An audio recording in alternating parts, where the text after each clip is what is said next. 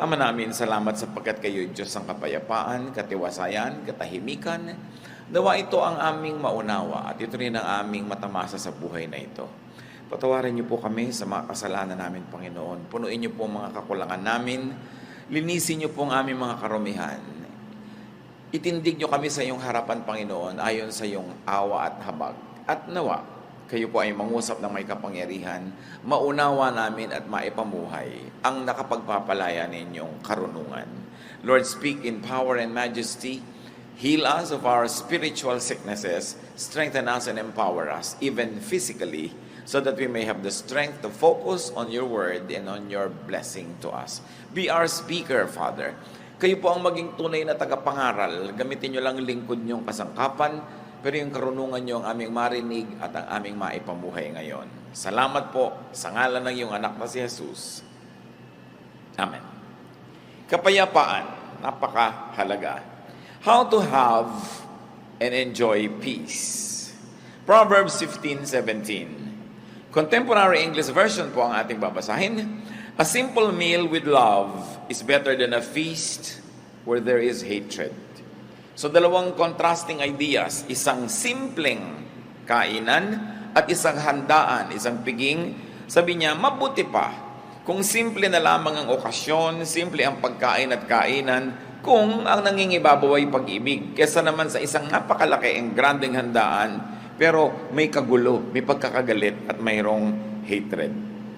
Totoo nga naman, kung minsan po sa kagustuhan nating malaki yung event, sobrang laki ng pangangailangan, sobrang dapat maraming preparasyon, malaki ang gastos, malaki yung stress, ang nagiging ending gulo. Kaya sabi niya, mabuti pa ang manghari, love. So it's one of the more important elements to have peace. Love, to love as verb, no? Because love makes peace possible. Pag may pagmamahalan, marami kang napapalampas. Pero pag may pagkakainisan, pagkakagalit, kahit maliit na bagay, napapalaki natin. So it's very important. You want a peaceful life? Be loving. For peace is a lot easier to attain when there is love. Mahirap magmahal, totoo yun, pero mas mahirap magmuhi. It's very difficult to love, but it's a lot more difficult to hate. It takes a lot more energy at mas nakakapagod yun. So madalay mga kapatid, para mas tahimik ang buhay, simplify. Kung kayang-kaya natin yung maluho, yung malaki, yung grande, maingay, talagang kapansin-pansin, without sacrificing our peace, then go ahead. Pero kung masyadong magiging magulo, halimbawa, gusto nyo magpakasal, ang sobrang grande, ang gulo-gulo naman, dahil ang dami-dami yung gagastusin, mangungutang pa kayo, simple na lang. Gusto niyo ng kasalan na mga garden wedding, ang mga panahon sa Pilipinas, hindi mo masabi. So para tahimik ang buhay mo, magplano ka na agad indoor. Kahit umulan, bumaha, tuloy ang kasal mo, hindi yung ang dami mong iisipin. Alam niyo yung stress ng mga gusto magpakasal outdoors? Pagka sinabi na ng Pag-asa na malami darating na bagyo, papray na ng papray, isang linggo pa lang bago ikasal. Lahat ng tao nagpagod kape-pray para sa kanila. Ang arte-arte kasi gusto pa garden. Kaya tuloy nahihirapan ng maraming tao. Ngayon sa araw ng wedding, kung gabi man yung wedding, umuulan sa umaga, hirap na hirap ang loob. Pati yung mga waiter, hindi malaman ipapasok ba o ilalabas ang handaan. Ang gulo. Kaya sabi, simplify. You want peace? Simplify. Simpleng damit. Yung iba, sobrang garbo ng mga damit. 5 yarda ang belo ng bride. Hindi na tuloy makalakad dahil sumabit na sa lahat ng silya, sumabit na sa carpet, nakaladkad na niya yung buong mundo. So, ang hirap kasi masyadong maraming kaartehan. Kaya sabi dito, simplify. Better a simple meal rather than a feast. Magkakaroon lang pala ng hatred. Kayo na ang bahala mag-translate sa buhay niyo mga kapatid kung ano yung simple at alin yung magarbo. At alam nyo, nakakapagpagulo. Kahit sa andaan ko minsan, when you want a perfect na hain, in more opulent homes, makikita mo kung paano nai-stress yung lady of the house na nakaupo with the guest, kung yung mga katulong hindi marunong mag-serve. O nagkakamali, anong kutsarang inilagay dito, anong tinidor, saan inilagay si baso, nandidila talaga yung donya at kung pwede lang niyang kainin ng palihim yung katulong niya, kasi yung reputasyon niya ang nakataya. So relax, gawin mo na lamang na, hindi na sit down dinner. Gawin mong buffet. E di ang simple-simple, hindi ka pa sobrang napagod. At kung wala ng pagkain, wala na, di titigil na tayong kumain. Hindi yung sobra mong gusto magpa-impress, sobra mong gustong malaki yung statement, ang laki tuloy ng nakataya. At pag malaki yung nakataya, malaki yung pwedeng matalo. At pag malaki yung pwedeng matalo, stressed ka sa buhay. It's better to simplify. When people try to be more beautiful than they really are, when people try to stand taller than what they really are, they have to work hard so much at hiding the truth. Hindi tuloy sila nakakapahinga. Mabuting simple, mas mabuti yung inaamin mo na lang yung totoo ka as much as possible. Siyempre, hindi ka naman pwedeng 100% na totoo. Diba? Meron ka namang ini-improve, which is normal. But alam mo dapat kung ano yung sobra na to, mapapagod na ako, this is no longer good for me and for everybody else around me. Simplify and your life will be much more peaceful. Proverbs 21:9. It is better to stay outside on the roof of your house than to live inside with a nagging wife. Siyempre, point of view yan ng husband. Dapat din pwede rin sabihin, than to live inside with a nagging husband, kung husband mo naman yung nagger. Alam naman natin na sa Middle East, ang mga bubong ay pwedeng tirhan kasi flat. Pag naglagay ka ng kaprasong bubong uli doon sa ibabaw ng bubong na yun, kaprasong dingding, yun na yung upper room. So it is possible.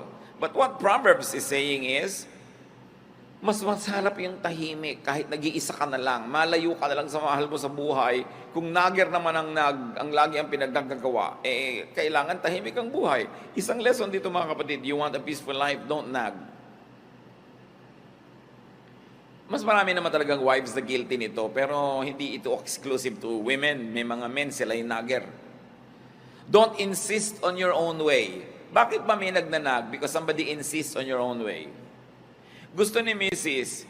Pisang-pisa ang toothpaste.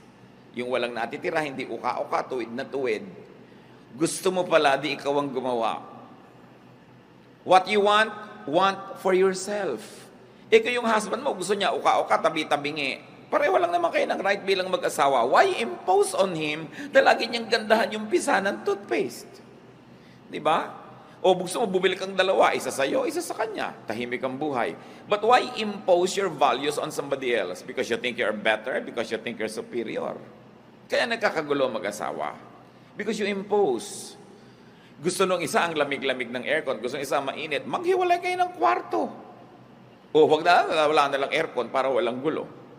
Yung gusto, yung isa ayos na ayos yung sa pinangkama, yung isa naman pagka sumakay sa kama, nagulo na lahat. Maghiwalay kayo ng kama.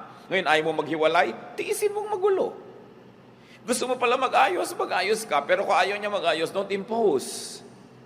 When somebody imposes, that's when stress becomes unbearable. Siyempre naman, yun namang mga asawa, lalo kasambahay, kung pwede kang makisama dun sa mahal mo sa buhay para siya sumaya, di gawin mo rin. Pero ang totoong may problema nun, hindi yung ayaw pumisa ng toothpaste ng maganda, yung nagpipilit na laging gandahan yun. Yun ang mas may problem. Dahil hindi naman ini-insist sa'yo ng asawa mong guluhan mo ang pagpisa. Siya, pumipisa lang, ganun lang. Pero hindi niya ini-impose sa'yo yung taste niya. Pero yung ini-impose mo sa kanya yung taste mo. Because si pastor, hindi po ba mas maayos naman talaga yun? Oo nga, pero hindi.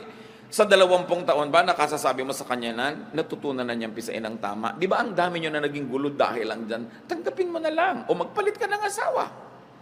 Hindi mo naman magagawa, bubili ka na lang ng extra toothpaste. O ayaw mo naman, pagtsaga mo tabi-tabingi. Alam niyo ibig sabihin, may mga babae kasi ang gusto, pag pinisa mo yung toothpaste, lahat nandun sa dulo, yung malapit sa labasan lahat at pantay dapat. At araw-araw yun ang problem. No? So, tanggapin mo na lang kung yung asawa mo pag naliligo, tumatalsik-talsik dyan, nagiging parang kanal yung bahay nyo. Kaysa naman mag-away kayo, punasan mo na lang.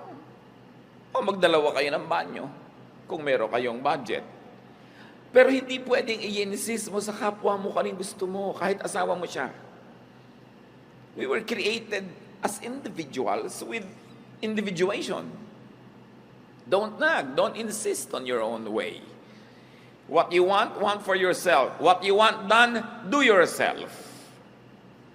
Hayaan mo yung isang tao kung ganun ang kanyang ugali. Pero siyempre, kung kakausapin naman ito yung kabila, pagbigyan mo naman yung misis mo kung magagawa mo. Pero alam likas. Can a leopard change its spots? Sabi nga nila, you cannot teach an old dog new tricks. I have seen couples na talaga yung pagpisalang na ganyan, yung paglagay ng maruming damit sa ropero, yung pagsasampay ng basang bimpo sa tuwalya sa kanilang banyo, taon na nilang pinag-aawayan. Hindi na matahimik na malaman mong, oo nga, no, ba't na pinag-aawayan ito? Tatahimikan ko na lang ng buhay ko, hayaan mo siya yung gusto niya. Kasi paggalang din sa kapwa yon, yung hindi mo ini-insist ang gusto mo. Meron naman mga asawang hindi marunong mag-spell, kinokorek ng asawa over dinner table. No? Yung ang pronunciation, ikinokorek. Para lang ipakita sa ibang, actually, marunong ko mag-pronounce, yung asawa ko lang hindi marunong. So, ikokorek ko in public. Pagpapasikat yun yabang. At the expense of the one who loves you and at the expense of the one you love. So, dapat mga kapatid, if you're above 25, especially above 35, alam mo na yung mga ways na troublesome at alam nyo na yung ways na peaceful. Go for peace. Most of our troubles are self-manufactured.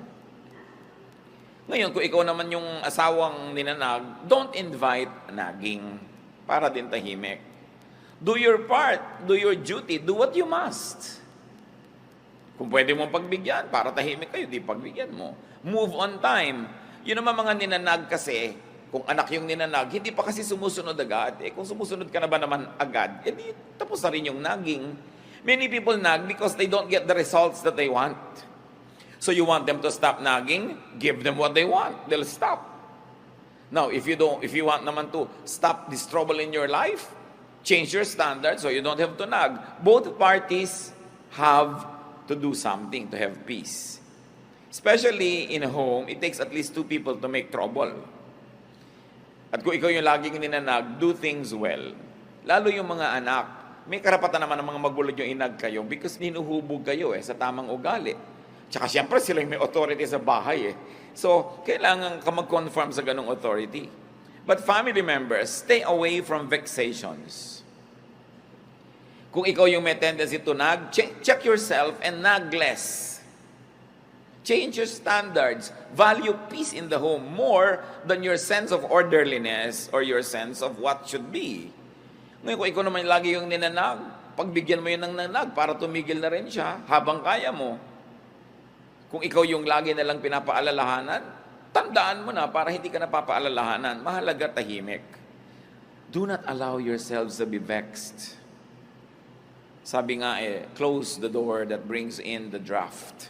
Isang Arabic saying. Kung ano yung laging nagiging dahilan ng pag-aaway, solve nyo yon para matahimik na yon at matapos na once for all.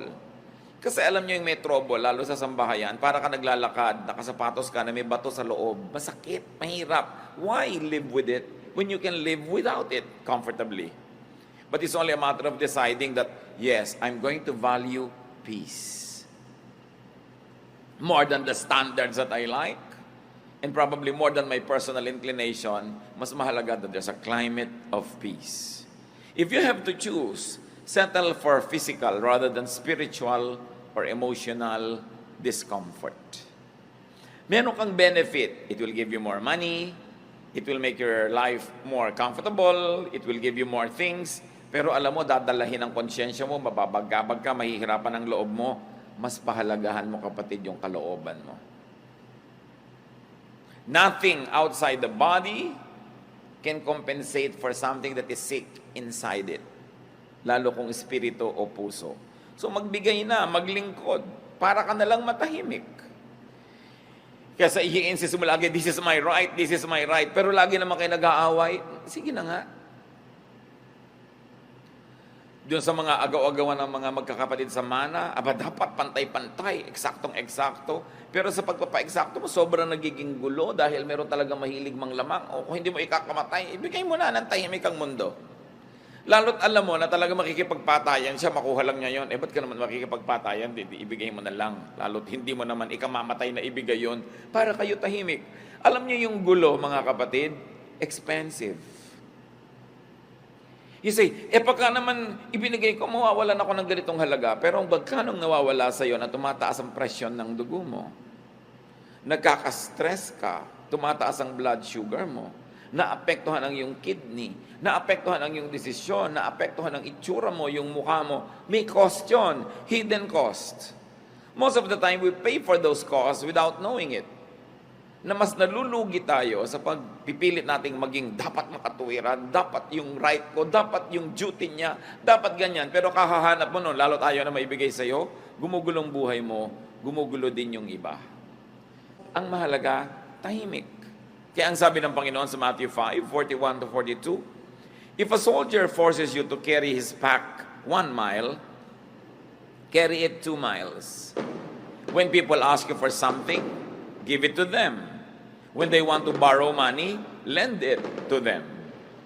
Ang kahulugan lang nito, kung alin yung makakapagbigay sa inang kapayapaan, kahit merong konting cost, pahalagahan mo yung kapayapaan. Nung araw po yung mga Roman soldiers, they could force any citizen of the countries that they conquer to carry their pack for 1 mile. So pag kami mga nagmamarch na Roman soldiers, gusto niya ipadala yung gamit niya sa'yo, pwede niya talagang hingin yon 1 mile. Duty mo yon dahil citizen ka nung empire na yon.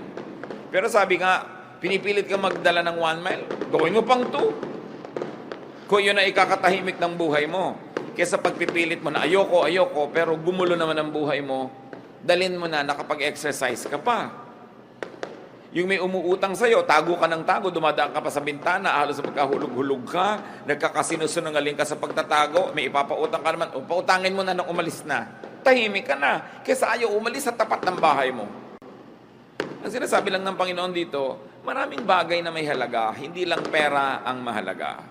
So kung yung pagpaparaya, yung pagbibigay, yun ang makakapagpatahimik sa buhay mo, yun na lang ang pahalagahan mo. Marami mo sabi, hindi yata dapat, hindi dapat. But look at your life kung tahimik kayo. Kung payapa kayo. Kahit naman ayaw mong pumayag, pinipilit ka pa rin nila eh. Kahit tumatanggi ka, nandyan pa rin hanggang hindi nila nakukuha yung gusto nila. So it's up for you to decide, which is more important to me at this point. Matahimik ako at mawala siya sa harap ko, o ipagpilitan ko na ayaw ko magbigay sa kanya. Another way, of course, to peace is to do your duty. Katulad nga nun, yung soldier, pinagbubuhat kanya ng 1 pack for 1 mile, it's your duty, do it. Tulad din ng mga husband, hindi naman natin gustong konsintihin yung mga husband na ayaw ayusin yung paggamit nila ng mga banyo, pero duty nyo rin to please your wife. The Bible tells the husbands, please your wife. At hindi mo naman ikamamatay na ayusin yung pagpisa ng toothpaste, huwag mong basahin yung sahig ng banyo, isampay mo ng mabuti yung damit mo doon, gawin mo na yun para tahimik ang buhay. Wala tayong kinakampihan dito. Ang lagi nating sinasabi, pareho dapat, hanapin nyo sa inyong kalooban na maging mapagbigay para tahimik ang buhay. Kasi ipinagpipilitan nyo yung gusto nyo, nasusunod nyo yung gusto nyo, pero magkaaway naman kayo, hindi kayo nag-uusap. Ikaw nga, natupad yung gusto mo, doon kayo sa ganong restaurant kumain, lahat naman ng kasabay mo ayaw kumain, walang gana, ikaw lang yung gustong kumain, mawalan ka rin ng gana. So dapat marunong ka magbigay para tahimik ang buhay. And of course, the Lord also teaches us to yield. Kailangan magparaya. Go beyond the call of duty. Yung mga iba, lampas ng oras ko ng trabaho, wala ka rin namang gagawin, ang traffic din naman, so bakit hindi ka nalang magtrabaho dyan para may na-accomplish ka pa? Yung sabi mo, lampas-lampas na yan sa duty ng isang anak o magulang o manugang, mano namang lumampas ka? Kung nakapag-please ka, tumahimik ang buhay, namahal ka, kung lumaon, siya din lalampas sa dapat lang at magiging mas mabuti rin sa'yo. In other words, magpauso ka ng kabutihan. Kaya sinasabi na, if somebody forces you to walk 1 mile, walk 2 miles. No? Sabi pa nga ni Lord, sinampal ka sa kaliwa, ibigay mo pa yung kanan, ikaliligaya ba niya? Gusto mo pa? Of course, it's a figure of speech. Isang pagmamalabis. Pero ibig sabihin lang, huwag ka masyadong matuos. Huwag laging compute ka ng compute, lugi na ako, lampas na. Kung kaya mo pa magbigay, ikaw pa yung magbigay para magpauso tayo ng climate of peace. No? Habang kaya. Because peace has a price. Trouble has a price. Pareho lang tayo magbabayad, doon na lang sa peace. Vexation has a very costly price. Yung hindi ka matahimik, no? Gulong-gulo ka, mahal din yun. So kumisan binabayaran na lang natin, binibili na lang natin yung katahimikan natin para rin sa ikabubuti ng ating kalusugan. And then give. Because to give is also a form of yielding. Especially when resistance or refusal would mean vexation. Siyempre, titimplahin nyo kung ano yung ibibigay, up to how much. Lagi mo kasing tinitimpla, will not giving cause me so much in terms of peace? Will giving give me my peace? Kayo ang magtimpla nun. Siyempre, ang ending dapat panalo. In the sense na tahimik ang inyong buhay. Learn from the bamboo. Bihirang kawayan ang nababali pagka merong bagyo kasi nagbibigay. Pag malakas yung hangin, yumuyuko lang siya.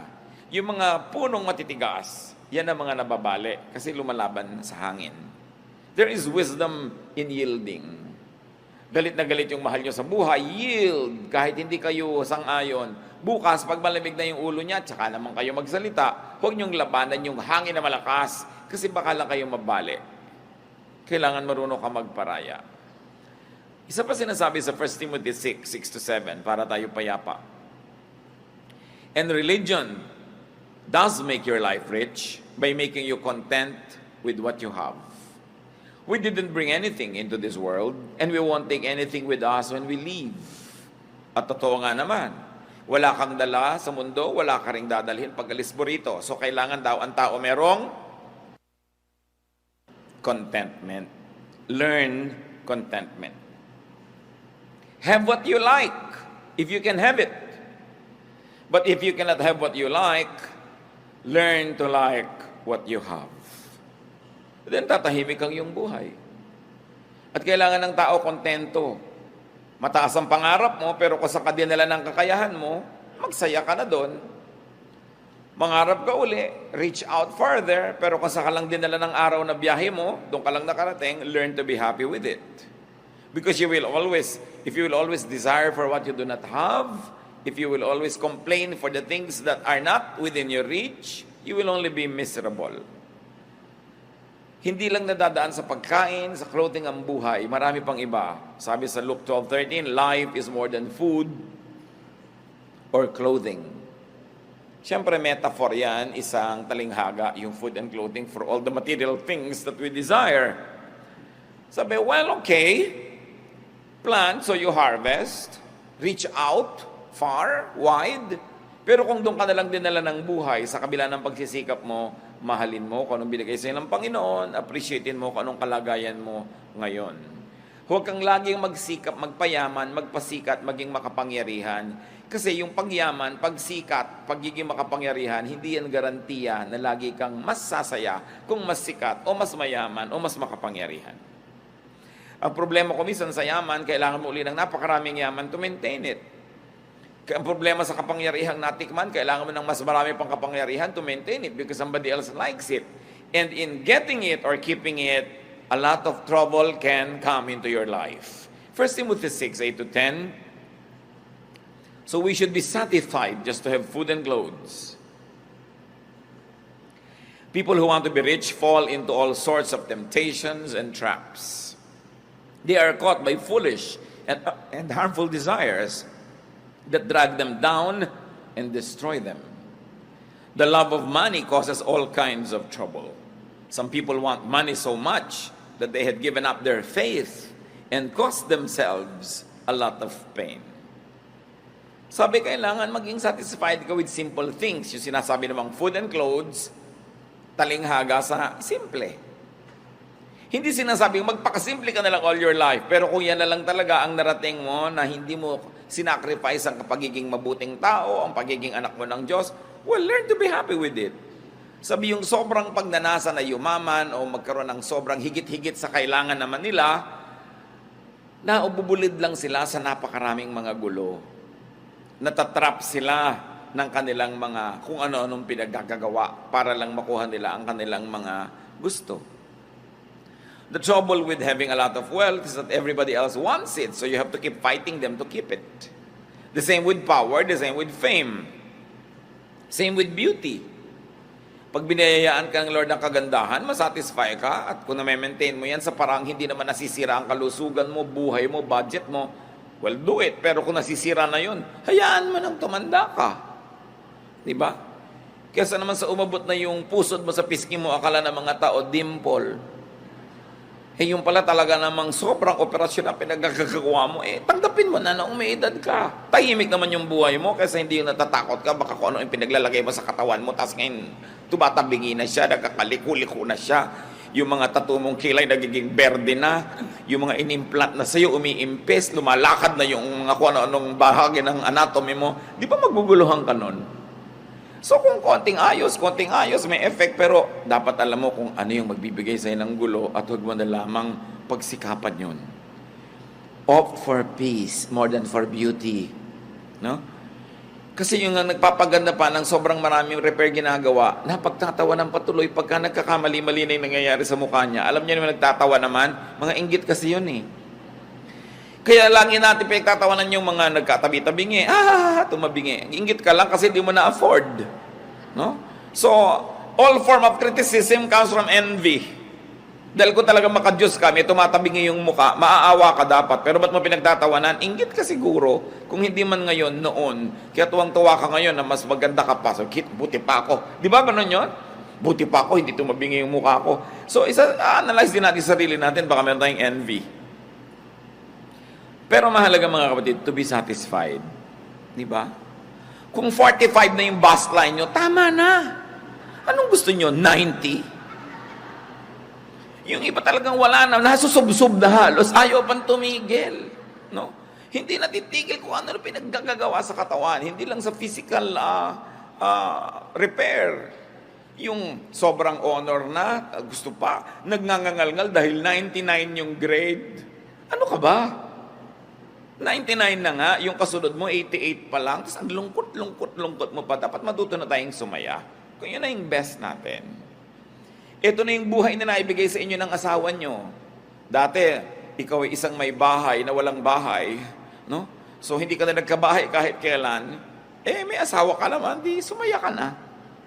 Kasi may bahay na wala naman siya katabi, wala naman siya kapiling sa buhay.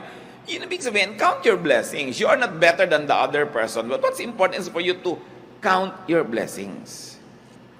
Siyempre, kung marami kang anak, laging halos wala kang pera, ang dami mong binabayaran, matrikula, gastos, pero dumadami naman yung tao na nakapaligid sa'yo, tumatanda ka, meron kang mga kasama sa buhay, kakaapo ka, kanya-kanyang blessing yan. Kanya-kanyang bilang, kanya-kanyang pagsisikap na maging kontento sa buhay. It's very important to be happy. Hindi ka masyadong matangkad, huwag ka nang malungkot, at least hindi ka tatamaan ng kidlat. Kasi yung matataas ang tinatamaan ng kidlat, di ba? Lagi mo, merong blessing ang buhay ko, I will be happy with it. I will celebrate what God gives me. Hindi naman ibig sabihin ng kontento, wala ka ng pangarap at wala ka ng pagsisikap at ambisyon. Yes, dapat mag-ambisyon, mangarap, pero kung hanggang doon talaga ang narating ng kaya mo, accept it, and then celebrate it. If more means more trouble, more stress, more pain, what's the point? Sobrang lumaki nga ang kita niyo mag-asawa pero nagkahiwalay na kayo forever. Hindi ba kayo pwedeng mabuhay ng konti lang pero masaya naman kayo? Pinipili. Hindi lang pera ang mahalaga. Mayroong mga mag-asawang hindi na nagkasama kahit kailan dahil puro laging palaki ng palaki ang babayaran, kukuha ng uhulugan, babayaran, hanggang namatay na yung isa, o kung ano na yung nangyari, hindi na kayo nagkasama. What's the point? Hindi ko naman sinasabi, huwag kayo maghiwalay para maghanap buhay, pero hanggang kailan? When do you stop? When is enough? Enough. Ang tao dapat tututo ng contentment. The length of one's life is constant and limited. More power, more money, more beauty doesn't mean more enjoyment. Mas marami pa nga nagpapakamatay na maganda kaysa hindi maganda. Mas marami nagpapakamatay na tagumpay kaysa bigo. Mas marami nagpapakamatay na mayaman kaysa mahirap. So nakikita natin, hindi naman masamang yumaman o maging sikat o maging makapangyarihan. Pero kung hindi naman yun ukol para sa inyo at sobrang hirap para lang i-maintain, what's the point? Nakikita nyo, di ba ang mga bundok, iba-iba yung height? Pero ang totoo, pag tinignan nyo yung earth from far, far away from the moon, parang bilog, ibig sabihin, hindi naman kita yung agwat ng mataas, mababa, parang pantay lang. Ganon din tayo mga tao. Pantay-pantay din tayo. mukha lang tayong hindi pantay-pantay pag tinitingnan natin sa malapit. Pero sa malayo, pare-pareho lang tayo na hindi natin alam kung gaano tagal-tagal tayong mabubuhay. At kung naging maingat tayo, malusog at pinalad, pare-pareho siguro lang na ang buhay aabot hanggang 90, 100, kung sobrang mahaba, 110. Pero wala namang mabubuhay ng 1,000, 2,000 years. Pare-pareho lang. In other words, what am I trying to say? No? Why bother to have more property than others when pare-pareho din naman kayong mamamatay?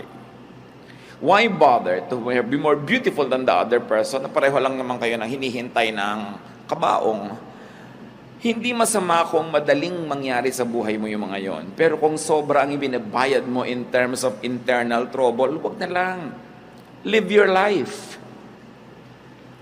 Kasi kung nabuhay ka ng 70, 80 years, pero ang laking percentage yun, lagi kang nagkukumahog, lagi kang nai-stress, lagi kang naghahabol, lagi kang nagko-compete. Tapos yung isa, tahimik lang yung buhay niya. Kumikita ka halimbawa ng times 100 ng income niya, pero mas marami siyang katahimikan, mas marami siyang tawa sa buhay, mas marami siyang oras sa maglibang, magsaya kasama ng mga kamag-anak niya, mas marami nga yung pera mo, pero pareho rin naman kayong tig sa 70, 80 years lang eh. Pero ang totoo nun, mas nag-enjoy siya. It doesn't follow that when you're poorer, you enjoy more. What I'm trying to say is, if by trying to get more and more and more, you already begin to be troubled, it's not worth it. Ang pahalagahan mo, mas tahimik. Meron kang sasakyan, sarili mong sasakyan, pwede mong ipasada ng 20 hours a day. Ang dami mong kita, pero pag ipinasada mo siya ng 8 hours a day lang, may oras ka sa pamilya mo, may oras ka magpahinga, bakit mo papatayin ang sarili mo? Madadali lang ang buhay mo. Dapat alam natin when to stop. Ecclesiastes 3:12-13, I know the best thing we can do is to always enjoy life. Because God's gift to us is the happiness we get from our food and drink and from the work we do. So ang itatanong mo, mag-e-enjoy ba ako dito? Mag-e-enjoy ba ang mga mahal ko sa buhay? Mag-e-enjoy ba kami? Kasi kung ang tanong ay hindi naman, why do it? Mag-o-organize tayo ang laki-laki-laking party. Pero mag-e-enjoy ba tayo to do it? O may stress tayo? Mangungutang tayo? Manghihiram tayo ng kung ano-ano? Why don't we just simplify? Gusto natin ng napakamahal na kasalan? Mag-e-enjoy ba tayo? O nagwo-worry tayo? Habang ginagawa natin yon, ang alalahanin natin ay bayarin. Gusto natin ay ganito kalaking bahay, pero mag-enjoy ba tayo habang ginagawa yan? O magkakautang-utang tayo at magkakagulo-gulo? What's the point? Minimize pain. That's what's important in life. Study history. Sa palagay nyo ba, yung mga karaniwang magbubukid at yung mga presidente ng mga republika, sigurado kayo na mas nag-enjoy yung mga presidente? Hindi nyo kayo sure. Hindi masama maging presidente. Pero kung makikipagpatayan ka sa mga kaibigan mo, makikipagtakwilan ka sa mga kamag-anak mo, kailangan pang pumatay at mandaya at magsinungaling, what's the point? Achieve as much as you can as long as it does not sacrifice your relationship with your God, with your loved ones, and with your fellow men. Pero kung ibabayad mo na yung mga higit na mabubuting bagay, what's the point? Minimize pain by minimizing your needless desires. And then maximize pleasure by enjoying what all you already have instead of ignoring it and trying to have more and more and more. And when you get more, you have no time to enjoy it because you have to work so hard just to maintain it. And then you do the most good because that's what God wants. The best way to enjoy life and have peace is to please God. And God is pleased when we do the most good. So you minimize pain, you maximize pleasure, you do the most good, and then die. Meet your Maker. Whether you like it or not, you're going there. Pero ang itatanong mo, pag nilingon mo yung buhay mo, was it pleasant? Was it nice? Or was it full of strife? Baka sa sarili mong libing, hindi ba lang makipaglibing ang kapatid mo dahil inagawan mo siya ng mana? Is it worth it? Mas humaba pa talaga yung buhay mo kaysa sa kanya? Mas sumarap ba talaga ang pagkain mo? Pwedeng sumarap, pero mas may gana ka ba kaysa sa kanya? Pwedeng nakabili ka ng mas magandang bahay, magandang kwarto at kama, pero mas mahimbing ka nga ba talagang matulog dahil lang nagkaroon ka nun? Pero kung binabagabag ka pa ng budhi mo, Wala ka pa naging mga kaibigan, nakagalit mo pa yung dati mo mga kaibigan. Is it worth it? You should know when to stop. Kumisan, meron sa ating pinagpapala ng Panginoon, kumikita tayo ng malaki, everything's going well, healthy tayo, pero ayaw nating tumigil, nagiging sakim tayo. Pag naging sakim ka na, gusto mo na lang more and more and more, itatanong mo na sa sarili mo, is the enjoyment directly proportionate to the increase in what I have?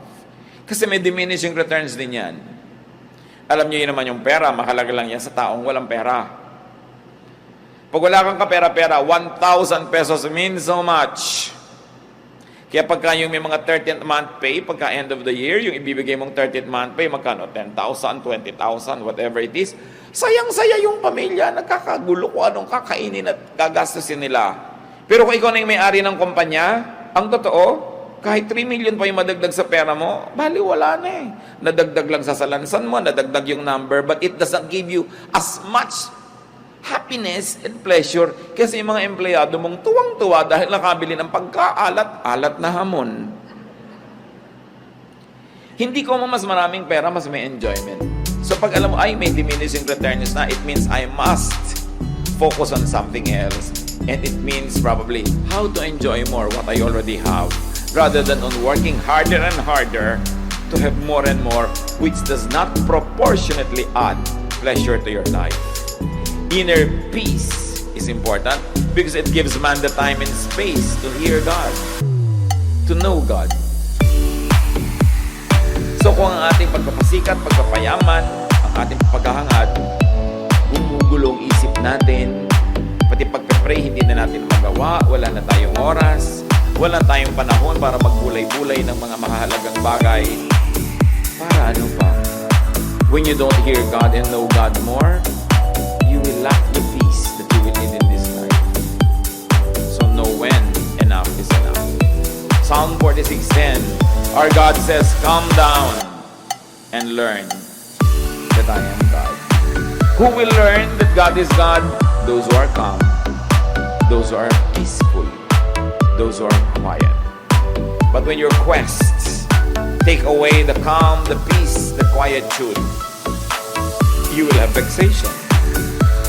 The more vexed you are, the less of God you will have because it takes peace to know God. And when you make it your priority to have peace, you know God more. Knowing God gives you more peace. Then you're able to know God more, and then you're able to have more and more peace.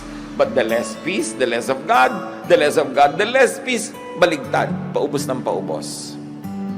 Kaya huwag natin pabayaan na tayo ay magulo, mga kapatid. Magparaya. And it's very important that you enjoy life. You're working, enjoy it. Huwag niyong isumpa yung trabaho niyo. Kasi kung ayaw niyo, di mag-resign kayo. Kung ayaw niyo naman mag-resign, di mahalin niyo. Kesa nandyan, tas ayaw niyong mahalin, wala naman kayong choice, hati ang loob niyo. Ba, nagpipinta ka ng mga gulong ng gym, hindi ko yun ang trabaho mo. Tapos naiinis ka, nagagalit ka sa buhay mo, inuumpog mo yung sarili mo habang ginagawa mo yun. Pero kailangan mo rin namang gawin, lugi ka dahil ginawa mo tapos hindi ka nag-enjoy. Eh, kailangan mo rin namang gawin, i-enjoyin mo na siya. It's important to teach yourself to love what you do. Yan ang itinuturo sa atin ni Solomon eh. Yung ganun, find pleasure in what you do. Huwag yung ay Lunes na naman, ay umaga na naman. Ay ano, mas gusto mo namatay ka na kagabi para wala nang umaga. Huwag yung pinagsasasawing, ay umaga na naman, laging, wow Lord, thank you. May umaga na naman, I have another day to eat, to drink, to enjoy life, to make money, or to do something nice. It's always a privilege. Lahat ng hindi pwedeng iwasan, dapat enjoyin. Kasi hindi mo naman pwedeng iwasan, enjoyin mo na. Yan ang sign ng intelligence if it's not a sign of spirituality. But in any case, brothers and sisters, always prioritize your inner peace. Lagi niyong itanong, ano ang effect nito sa inner peace ko? O mga dalaga na mahilig magpakasal sa garden. Alam niyo kung bakit nakakainitan pa yung garden wedding na yan? Kasi ako yung nagkakasal. Nakaka-stress. No? Ako minsan ang lakas-lakas ng hangin, parang layag na binta na yung belo ng babae. Kung dalhin kaya ng hangin tong babaeng ito nang malaman niyang hindi tamang dito siya nagpakasal sa ibabaw ng bundok. No? So, sasabihin mo, okay, gusto namin ng ganitong wedding, pero kakaroon ba ako ng inner peace? Na lagi ako nag-iisip, paano kaya yung weather? We cannot control it. O, ibaba mo na lang, maglagay ka na lang ng mga plastic na halaman dyan sa loob at kumanuwari hardin. Lagyan mo ng mga tuko kung gusto mo. Para hardin na hardin ang effect. Hindi ka pahihikain. No? So, ano ba talaga ang gusto mo sa buhay? Will it give me inner peace? Ayaw ng anak mo ng isang kurso, ipinagpipilitan mo. Will it give your anak inner peace? Will it give you inner peace? Anong gusto mo lang? Gusto mo lang magkaroon talaga ng anak na engineer o dentista kahit hindi kayo peaceful? Ayaw ng asawa mo na ganito ang gawin mo sa bahay ninyo, pero gustong-gusto mo. Ang tanong is, will it give me inner peace? I want to arrange the furniture, pero walang budget. Will it give you inner peace? Will it give the other members of your family inner peace? Bihira kasi natin, mga kapatid, nilalagay sa equation yung peace. Okay, nagagalit ako sa kanya. Gusto ko siyang kausapin. Will it lead to peace? Will your method bring about peace? Okay, naihinga mo yung gusto mong sabihin. Sumaya ka. Namura mo yung gusto mong marahin. Napagalitan mo yung gusto mong pagalitan. But did it bring peace? If it didn't, it's not worth it. Because we, the children of God, are to be called peacemakers. Hindi lang tayo nabubuhay para pagbigyan yung katinang bibig natin, na yung gusto natin pawalang salita, kahit maanghang yun, o mahapdi, o masakit, o matalim, papawalan mo. Ang tanong, will I be called a child of peace? A peacemaker. After I have done this, always have peace. And make it your ministry to give peace. Not always to give a lesson, to give a lecture.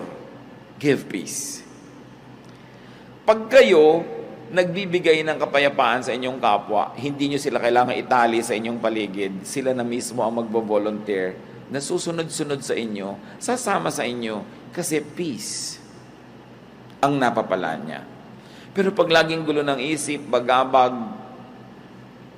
lalayo sa inyo. Gusto nyo ba yun?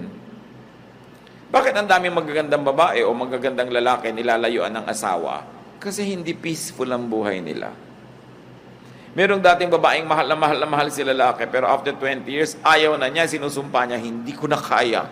Sabihin niya, ano hindi niya kaya? Yung gulo ng loob. Huwag na, di bali na. Kung guwapo ka, di bali na may pera ka, ayoko na. Kasi ang mahalaga talaga, peace eh. So give peace. Allow others to be peaceful. Hindi ko mo lamang ikaluluwag ng loob mo, ibinuntun mo na sa kapwa mo, siya naman ang nahirapan. Be kind. So ang tanong, what vexes you? Anong gumugulo sa isip nyo? Ano nagpapagulo sa kalooban nyo, mga kapatid, na pwede namang tanggalin para huwag na lang kayo maguluhan? Tanggalin nyo na para gumaan ang buhay nyo. Kung kaya nyo mabuhay nang wala yon, what's the point? Diba? Kaya mahalaga yung confession, you confess to God because you have peace.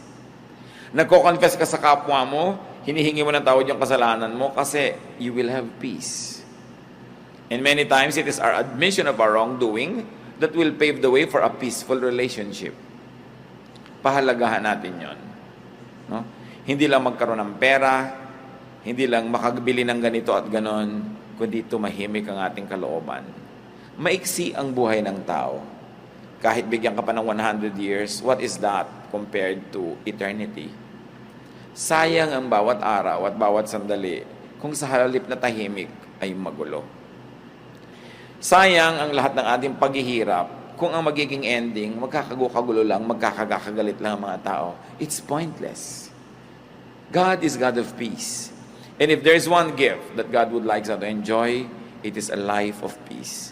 But for us to enjoy it, we must be able to identify the causes of vexations and troubles, and in the name of Jesus, get rid of them. Open your hearts up to God and allow His methods of peace, His ways of peace, which is to be humble, to be kind, to be contented, and to be willing to be corrected. Don't always insist on your own way. Sabi sa Corinthians, love does not insist on its own ways. Mas pilitin natin na maging mapagbigay kesa mapag-impose. Mahirap kasama yung laging gusto niya, siya ang nasusunod. Pwedeng masunod siya ng masunod, but after a while, wala na rin susunod sa kanya. Mawawalan ka na rin ng kasama. Don't always impose yourself. Give peace to people who think otherwise, who like something else. Kanya-kanya lang ng panahon, bigayan dapat ang buhay, lalo sa mag-asawa at sa pamilya. Tama namin, Diyos. Siyasatin niyo po ang puso namin ngayon kung kami po ay payapa. Tahimik ang aming buhay.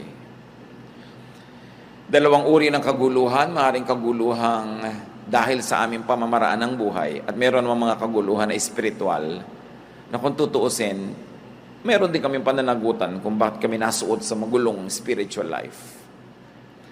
Pakita nyo sa amin ang mga pagkakamali namin para maituwid, Panginoon.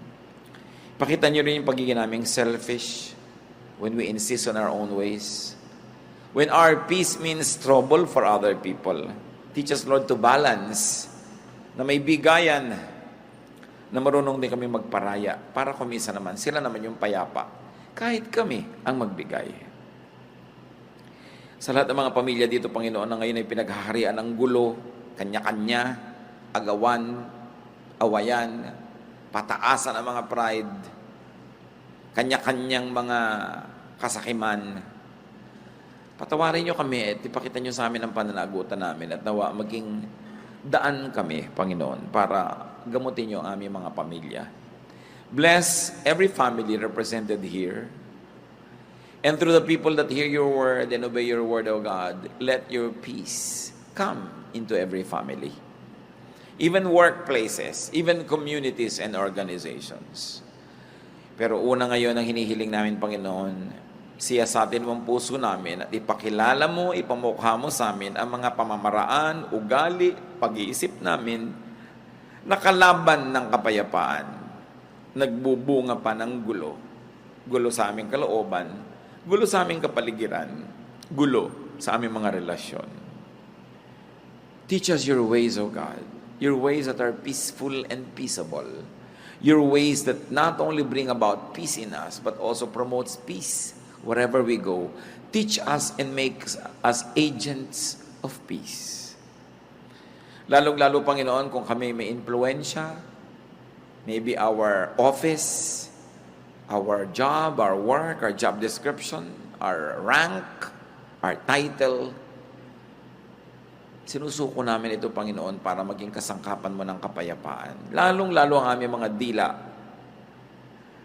na madalas sa katabilan nagiging sanhi ng gulo imbes kapayapaan.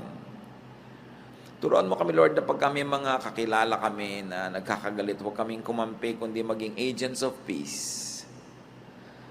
Huwag naming abusuhin ang aming kapangyarihan o office para apihin yung mga kalaban namin o kalaban ng mga mahal namin sa buhay. Kundi habang kami may office, may official work, may title, that we be fair.